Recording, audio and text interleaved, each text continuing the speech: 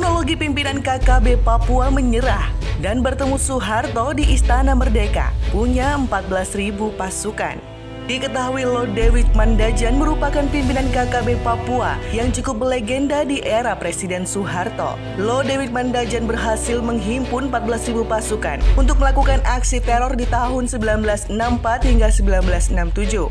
Kekuatan KKB Papua Lodewijk Mandajan memang lebih besar jika dibandingkan dengan KKB Papua yang sekarang banyak terpecah belah jadi beberapa kelompok. Meski dengan kekuatan sebesar itu, Lodewijk Mandajan pada akhirnya menyerah dan mau kembali setia pada NKRI. Bahkan, Mandajan diundang ke Istana Merdeka dan bertemu langsung dengan Presiden Soeharto. Berikut kronologi lengkap pimpinan KKB Papua Mandajan menyerah hingga bertemu Soeharto di Istana Merdeka yang dilansir dari berbagai sumber.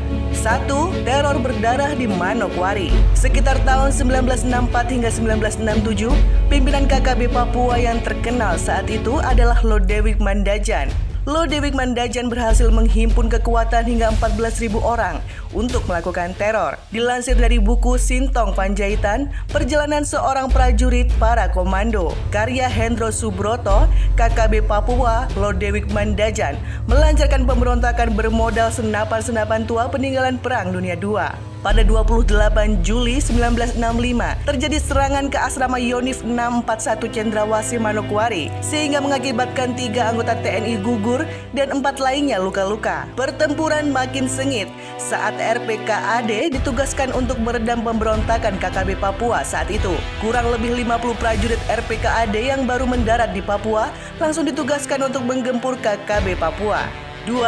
Prajurit RPKAD diterjunkan. 50 prajurit RPKAD pimpinan Sintong Panjaitan itu langsung ditugaskan menyerbu KKB Papua tanpa sempat istirahat. Aksi 50 prajurit RPKAD itu berawal saat salah satu posko Ramil di Warmare diserbu oleh KKB Papua. Posko Ramil itu hanya dipertahankan oleh 6 orang anggota TNI yang kemudian salah satunya gugur saat KKB Papua mengepung. Pasukan Kopassus pimpinan Sintong Panjaitan tiba di Manokwari pada 6 Januari 1967 dan langsung diperintahkan untuk menggempur KKB Papua yang tengah mengepung posko Ramil itu. 50 prajurit RPKAD langsung berangkat ke Manokwari menuju Warmare menggunakan 2 truk tanpa sempat istirahat. Dalam menghadapi KKB Papua di Warmare, pasukan Kopassus bertempur secara frontal. KKB Papua pun berhasil dipukul mundur dari Warmare dan 5 orang anggota TNI yang terkepung berhasil dibebaskan. Meski berhasil dipukul mundur, teror KKB Papua masih berlanjut di hari-hari berikutnya. 3. Strategi Sarwo Edi Wibowo.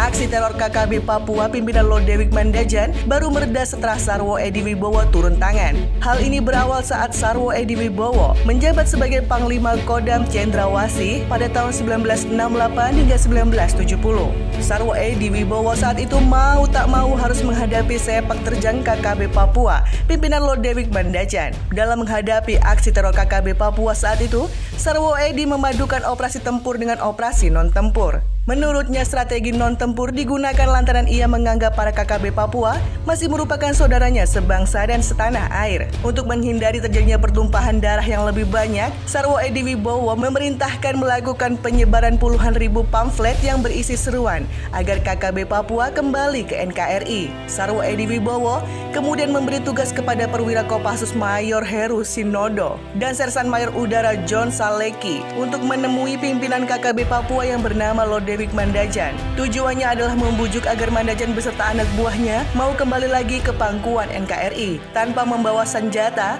Mayor Heru Sinodo dan Sersan Mayor Udara John Saleki berjalan kaki memasuki hutan untuk menemui pimpinan KKB Papua itu. Saat bertemu dengan Mandajan, Mayor Heru Sinodo berkata, "Bapak tidak usah takut. Saya anggota RPKAD. Komandan RPKAD yang ada di sini anak buah saya. Dia takut sama saya. Kalau Bapak turun dari hutan, nanti RPKAD yang akan melindungi Bapak." Akhirnya Mayor Heru Sinodo dan Sersan Mayor Udara John Saleki berhasil meyakinkan Lodewijk Mandajan dan anak buahnya. Mandajan beserta keluarga dan anak buahnya pun diantar turun ke Manokwari. Saat bertemu dengan Mandajan, Sintong Panjaitan berkata, "Bapak, saya jamin saya akan melindungi Bapak dengan keluarga." Pemberontakan KKB Papua pimpinan Lodewijk Mandajan pun sebagian besar telah terselesaikan. Kopassus tinggal melakukan penyisiran untuk memburu sisa-sisa anggota KKB Papua lainnya. Dengan begitu, Sarwo Edi Wibowo berhasil menerapkan strategi non-tempurnya sehingga tak terjadi pertumpahan darah lebih banyak.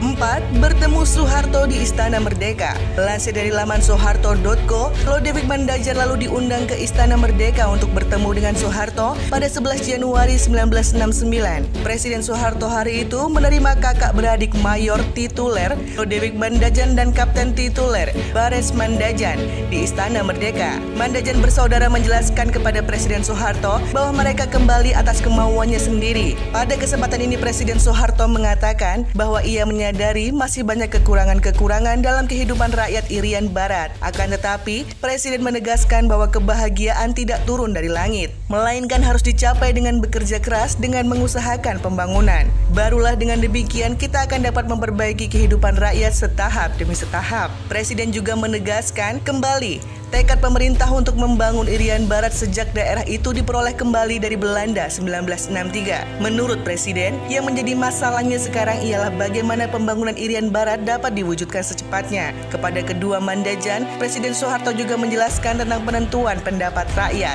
di mana diminta bantuan mereka untuk ikut mensukseskannya.